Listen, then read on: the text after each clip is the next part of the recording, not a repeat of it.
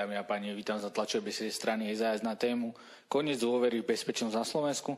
Na tlačovej besede vítam podpredsedničku SAS Máriu Kolíkovú, poslanca Národnej rady Juraj Krupu a taktiež predsedu strany DS Občianski demokrati Slovenska Pavela Macka.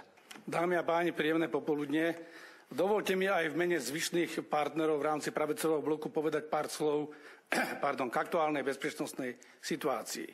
Jediné, s čím sa dá s touto vládou súhlasiť, je, že bezpečnostná situácia na Slovensku je naozaj zložitá. Pretože na základe mojich celoživotných skúseností v oblasti bezpečnosti a obrany môžem povedať, že naozaj to, čo sa na Slovensku deje, vyzerá ako bezprecedentná hybridná spravodajská operácia, ktorá má za cieľ destabilizovať spoločnosť, ktorá má za cieľ zastrašiť občanov, ktorí chcú slobodne prejaviť svoj názor a aj svoj nesúhlas s politikou vlády. Spôsob komunikácie zo strany vládnych predstaviteľov a bohužiaľ aj niektorých predstaviteľov bezpečnostných zložiek je taký, že vyvoláva dôvodné obavy, že tieto bezpečnostné zložky sú zneužívané na politické účely, na zastrašovanie opozície a na zastrašovanie občanov.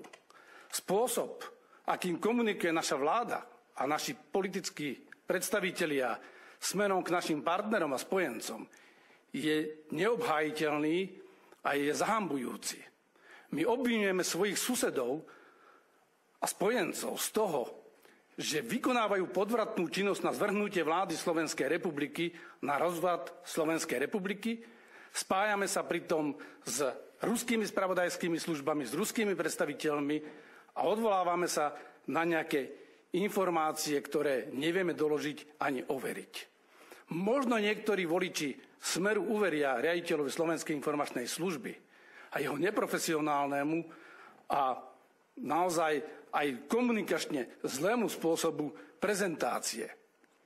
Ale naši partneri v spravodajských službách, či už v rámci NATO alebo Európskej únie, sa nielen, že musia pri prvých slovách takéhoto predstaviteľa držať za brucho od smiechu, ale v skutočnosti, a to je hlavné, si dôkladne analyzujú, akú hrozbu predstavuje takáto služba pre našu spoločnú bezpečnosť, pre našu spoločnú obranu a snažia sa nájsť riešenia a opatrenia, aby minimalizovali takéto škody.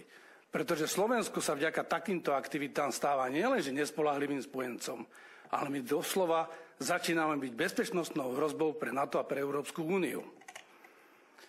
Vláda zneužíva bezpečnostné zložky štátu na zastrašovanie aktivistov, na zastrašovanie občanov, ktorí nechcú nič iné, len vyjadriť svoj názor, že nesúhlasia s politikou tejto vlády a že majú na veci iný pohľad. A čo my vidíme? Vidíme spravodajské, psychologické a informačné operácie, ktoré by som videl bežne proti nepriateľskému štátu na nepriateľskom území. A to sa deje voči našim občanom, ktorí majú byť zastrašení, voči ktorým má byť vyvolaná nenávisť verejnosti.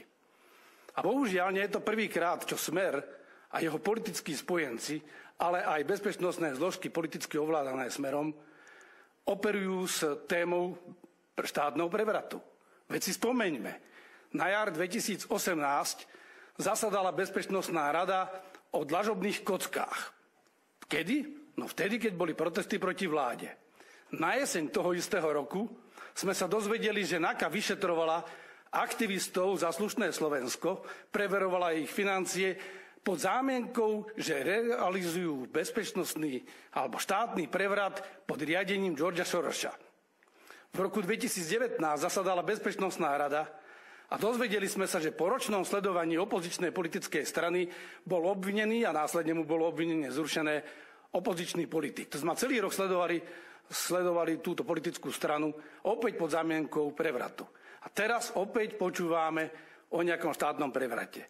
To znamená vždy, keď sa Smer pustí do témy štátneho prevratu, kreslí terče na hruď opozičných politikov, aktivistov, ale aj občanov, ktorí sa pokojne chcú zúčastniť na protestoch a vyjadriť svoj názor, ktorý sa nemusí páčiť vládnej koalícii. To znamená, svojou aktivitou dlhodobo ohrozuje Smer a ich, poviem to priamo, lokaji v niektorých bezpečnostných zložkách bezpečnosť nás občanov a snažia sa nás zastrašiť. Na druhej strane je pre mňa nepochopiteľné, že tie isté bezpečnostné zložky, akým teda leží na srdci bezpečnosť Slovenska, sa nezaoberajú aktivitami, ktoré tu dlhodobo prebiehajú. Hybridnými aktivitami, špionážou, podvratnou činnosťou, ale aj aktivitami takých zoskupení ako Brat za brata, o ktorých vieme preukázateľne, že sa stýkajú priamo so šéfom ruskej spravodajskej služby. Spravodajskej služby krajiny, ktorá označuje Slovensko za nepriateľa, krajiny, ktorá má na nás namierené jadrové rakety a vyhráža sa nám bombovými útokmi a vojnou. A títo predstavitelia nielenže sú spojení so šéfom spravodajskej služby alebo s nočnými vlkmi, ktorí sa podielali aj na aktivitách na Kryme, ale veď oni sú spojení aj s našimi politikmi. Veď viacerí vládni politici majú blízke vzťahy k motorkárom z nočných vlkov alebo z Brat za brata. Takže ja sa pýtam, prečo naše spravodajské služby nevyhodnotia aj toto bezpečnostné riziko, nevyhodnotia aktivity našich politikov niektorých a ich väzby prípadné na ruských predstaviteľov alebo na spravodajské služby, či už ruské alebo Rusom spriateľné spravodajské služby. To už nie je bezpečnostné riziko, veď to všetci vidia to aj naši spojenci. Preto na základe uvedeného trváme na tom, aby riaditeľ Slovenskej informačnej služby Pavol Gašpar okamžite odstúpil a aby bola obnovená funkčnosť všetkých kontrolných výborov Národnej rady Slovenskej republiky, ktoré majú kontrolovať činnosť bezpečnostných zložiek. Chceme mať istotu, že tieto nie sú zneužívané proti občanom a že to riziko ich zneužitia je minimálne. Po druhé, chceme, aby sa dôkladne vyšetrili všetky podozrenia, ktoré sme nevyslovili my, ktoré vyslovili tzv. Neposlušní poslanci Národnej rady Slovenskej republiky zo strán vládnej koalície o tom, že sú tu proti nim používané gestapácké metódy a zneužívané bezpečnostné zložky štátu.